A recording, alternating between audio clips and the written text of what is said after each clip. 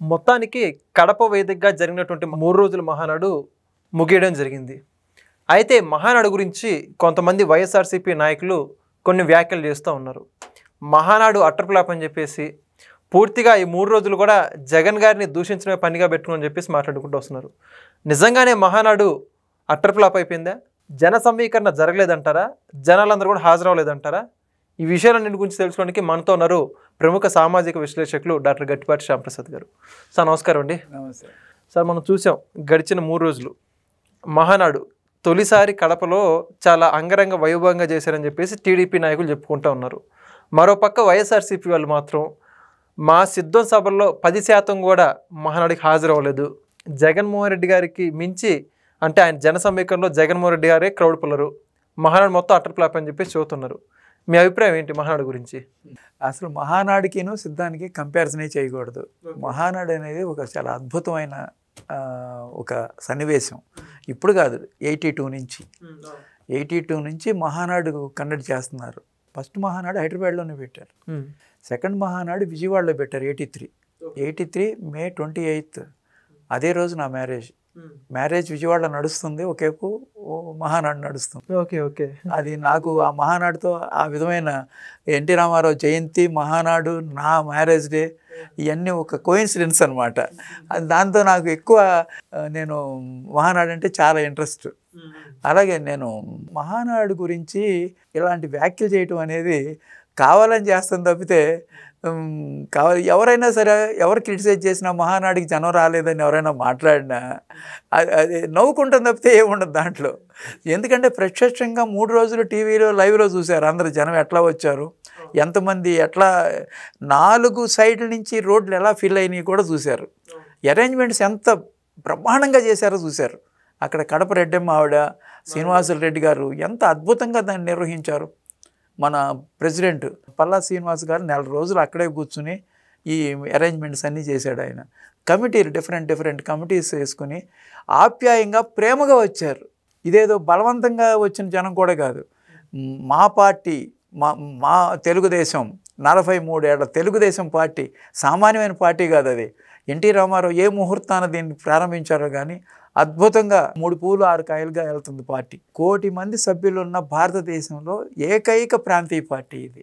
అది కూడా మన లోకేష్ లాంటి యువ నాయకుడు యొక్క సారథ్యంలో తీసుకొచ్చారు. అది కూడా వాలంటరీగా వచ్చిన సభ్యత్వాలు అయ్యి సభ్యులకి ఎంత కార్యకర్తలకు కానీ తెలుగుదేశం సభ్యులకు కానీ ఇన్సూరెన్స్ కూడా ప్రవేశపెట్టడం అనేది భారతదేశ చరిత్రలో మొట్టమొదటిసారి. కార్యకర్తలకి ఎన్ని కార్యక్రమాలు, ఎక్కడ కార్యకర్తకి ఏ నొప్పి తగిలినా సరే ఇమీడియట్గా అటెండ్ అయ్యే పార్టీ తెలుగుదేశం పార్టీ. ఏ కార్యకర్తలకి ఎదురు వాళ్ళు అరాచకం సృష్టించారో వాళ్ళందరినీ కాపాడిన పార్టీ తెలుగుదేశం. అందుకని తెలుగుదేశంలో నాయకులు ఏమన్నా వెళ్ళిపోతానేమో కానీ కార్యకర్తలు పర్మనెంట్ తెలుగుదేశానికి. అందుకని అంత ప్రేమ ఉంది వాళ్ళకి, హృదయంలో అంత ప్రేమ ఉంది కాబట్టి వాళ్ళు కడప దాకా వెళ్ళారు.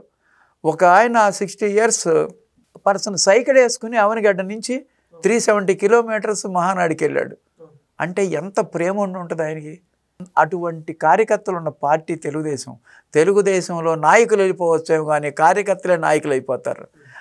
అలాంటి పార్టీ. ఎంతో అదృష్టం తెలుగుదేశం పార్టీకి కార్యకర్తలు. అందుకనే పార్టీని ఎవరు ఏం చేయలేరు.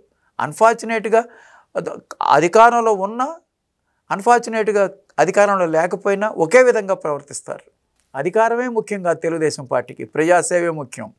ప్రజల సేవే జయంగా వెళ్తుంది. సమాజమే దేవాలయం అనే స్లోగన్తో స్టార్ట్ అయిన పార్టీ ఇది. ఎన్టీ రామారావు గారు ఎన్నో రకాల విప్లవాత్మకమైన కార్యక్రమాలు చేపట్టారు. మాండలిక వ్యవస్థ దగ్గర నుంచి, స్త్రీకి ఆస్తిలో హక్కు దగ్గర నుంచి, ఒక అని కాదు, కిలో 2 రూపాయల బియ్యం అని, పర్మనెంట్ ఇళ్ళు. అప్పటి వరకు 83 వరకు ఎవరికి పక్కా ఇళ్ళు లేవు, అన్ని పూరిళ్ళు కట్టించేవాళ్ళు అనమాట. స్లాబ్తో ఒక భవనాలు నిర్మించడం అనేది తెలుగుదేశం గవర్నమెంట్తోనే స్టార్ట్ అయింది.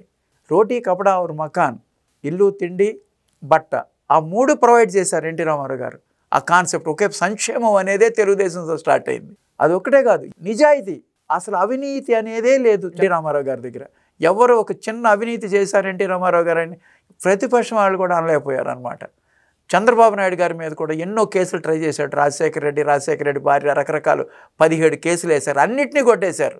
43 సంవత్సరాల సుదీర్ఘ చరిత్రలో చంద్రబాబు నాయుడు గారి మీద కేసులు లేవు, అన్ని కేసులు కొట్టేశారు. ఆయన ఎలక్షన్ ఎప్పుడు పెట్టి చూడండి. మొన్న ఎలక్షన్ ముందు ఈ స్కిల్ డెవలప్మెంటును ఫైబర్ నెట్ కేసులు తప్పితే అవి కూడా అన్యాయంగా పెట్టిన కేసులు. దాని పర్యవసనం ఏంటో 2024 ఎలక్షన్స్లో అందరూ చూశారు. 43 సంవత్సరాల చరిత్రలో ఒక నాయకుడికి కరప్షన్ లేకుండా సుదీర్ఘ రాజకీయ జీవితం నడిపిన ఆయన చంద్రబాబు నాయుడు గారు. ఆయన ఎన్టీ రామారావు గారికి కరప్షన్ లేదు, చంద్రబాబు నాయుడు గారికి అవినీతి లేదు. ఎక్కడ ఎవరు ఆయన మీద కేసు పెట్టలేదు ఇంతవరకు, ఏ స్కాము లేదు ఆయన మీద. అలాంటి నాయకులు కావాలి మనకి. అలాంటి నాయకులు ఉన్నారు తెలుగుదేశంలో. ఇప్పటికి ఆయనకి 75 ఇయర్స్ వచ్చినాయి, 4వ ముఖ్యమంత్రిగా ఉన్నాడు ఆయన. మహానాడులో టైం మెయింటైన్ చేశారు ఈసారి. టైం ఎందుకంటే ప్రజలందరూ డిఫరెంట్ ప్లేసెస్లో నుంచి వచ్చారు కాబట్టి, వాళ్ళు వెళ్ళిపోవాలి కాబట్టి చక్కటి బై 5 o'clock 5:30 లోపే మహానాడు అయిపోయిందనమాట. ఎందుకంటే తిరిగి వెళ్ళేటప్పుడు చాలా యాక్సిడెంట్స్ అయ్యి కొన్నిసార్లు ఇంత పెద్ద సభలకు వచ్చి వెళ్ళినప్పుడు చనిపోతున్నారు జనం. అందుకని వాళ్ళ సేఫ్టీ కోసమని టైం మెయింటైన్ చేయాలి, డిసిప్లిన్ మన పార్టీలో ఉండాలని మరీ చెప్పారు. ఆయన స్పీచ్ కూడా 2వ రోజు కట్ చేసుకున్నారు ఆయన. టైం అయిపోయింది ఎందుకంటే నేను మాట్లాడినాను. అంత డిసిప్లిన్ ఉన్న పార్టీ, క్రమశిక్షణాయుతమైన పార్టీ మన తెలుగుదేశం. ఇప్పుడు ఆయనకి 75 ఇయర్స్ వచ్చినాయి కాబట్టి, రాష్ట్రం పూర్తిగా నాశనం అయిపోయింది కాబట్టి దాన్ని గాడిలో పెట్టాలంటే చాలా టైం స్పేర్ చేయాల్సి వస్తుంది ఆయన. కాబట్టి రాజకీయ వ్యవహారాలు చూడటానికి వర్కింగ్ ప్రెసిడెంట్ ఒకళ్ళు కావాలనే ఉద్దేశం ప్రజలందరిలో, పార్టీలో ఉందన్నమాట. పార్టీ కార్యకర్తలు కానీ, పార్టీలో లీడర్స్ కానీ. లోకేష్ని వర్కింగ్ ప్రెసిడెంట్గా పెడితే ఈ రాజకీయ వ్యవహారాలన్నీ పార్టీని లోకేష్ నడిపిస్తాడు, ప్రభుత్వాన్ని చంద్రబాబు నాయుడు గారు నడిపిస్తారనే ఉద్దేశంతో ప్రపోజ్ చేశారు. చాలా పెద్ద నాయకులే, పయ్యావుల కేశవ్ కానీ, దుళిపాల నరేంద్ర కానీ వీళ్ళందరూ ప్రపోజ్ చేశారు. మహానాడులో ప్రపోజ్ చేశారు. అది ఆ ప్రపోజల్ స్ప్రెడ్ అయిందంతా. ఇన్ నియర్ ఫ్యూచర్ ఆ మంచి వార్త వింటారు తెలుగుదేశం పీపుల్. ఎందుకంటే ఆయన వర్కింగ్ ప్రెసిడెంట్ అనేది వితిన్ 1 or 2 monthsలో అనౌన్స్ చేయడానికి అవకాశం ఉందన్నమాట. ఎందుకంటే అది అడ్జస్టెడ్ చేతిలో ఉంటుంది అనమాట.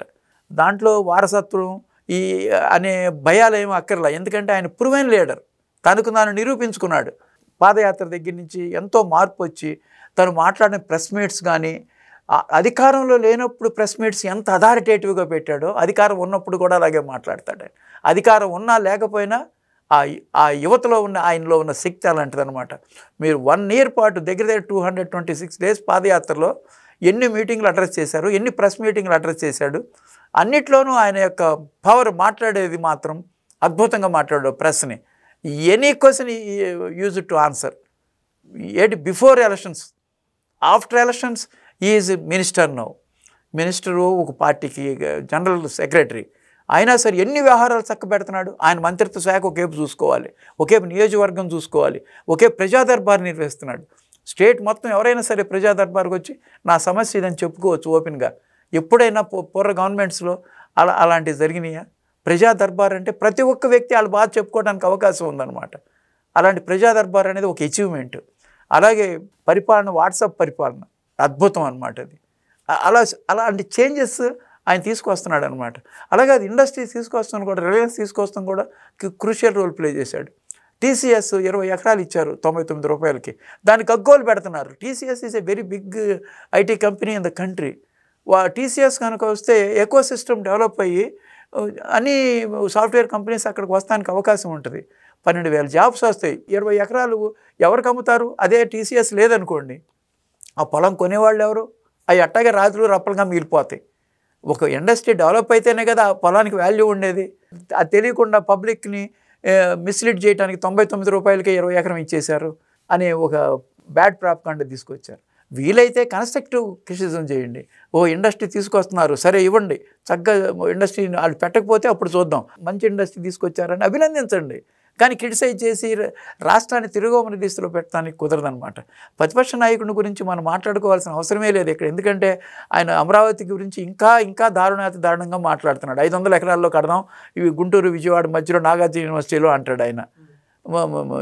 ఆయనకి ఇటువరకు ఏమన్నాడు, రోజుకు ఒక మాట మాట్లాడతాడు. 3 రాజధానులు అన్నాడు, అది పోయింది. ఇప్పుడు ఒక రాజధాని 500 ఎకరాల్లో కడితే సరిపోద్ది అంటాడు. 500 ఎకరాలు సరిపోద్దా? ఇక్కడ హైదరాబాద్లో 2,000 ఎకరాలు ఉంది ఒక్కొక్క యూనివర్సిటీకి. యూనివర్సిటీ ఆఫ్ హైదరాబాద్ 2,200 ఎకరాలు ఉంది. ఒక్కొక్క ఉస్మానియా యూనివర్సిటీ 1,800 ఎకరాలు ఉంది. 500 ఎకరాలు ఒట్టి క్యాపిటల్కే సరిపోద్దా? అక్కడ ఎన్ని యూనివర్సిటీస్ వస్తున్నాయి, ఎన్ని హాస్పిటల్స్ వస్తున్నాయి, ఎన్ని రకాల ఇది వస్తుంది. రోడ్స్కి ఎంత కావాలి, ఇన్ఫ్రాస్ట్రక్చర్కి ఎంత కావాలి? గ్యారంటీగా వీళ్ళు ఎంత అథారిటేటివ్గా చెప్పారు మహానాడులో. లోకేష్ గారు కానీ చంద్రబాబు నాయుడు గారు కానీ సూపర్ 6 గురించి ఎంత సమర్థవంతంగా 12 నెలల నుంచి ఇవాళ కూడా ఆయన రేపు ఆదివారం కాబట్టి ఇవాళే ఆయన కోనసీమ వెళ్ళాడు చంద్రబాబు నాయుడు గారు. ఢిల్లీ నుంచి రావటం మళ్ళీ ఏమంటే కోనసీమ వెళ్ళటం. కోనసీమలో ఇవాళ ఇది ప్రజావేదికలో పెన్షన్లు ఇవ్వటం 12 నెలల నుంచి 1వ తారీఖు నాడే పెన్షన్లు ఇస్తున్నారు. స్వయంగా ముఖ్యమంత్రి ఇస్తున్నాడు. ప్రజలతో మమేకం అయిపోతున్నాడు ఆయన. ప్రజల యొక్క సమస్యలు తెలుసుకుంటున్నాడు.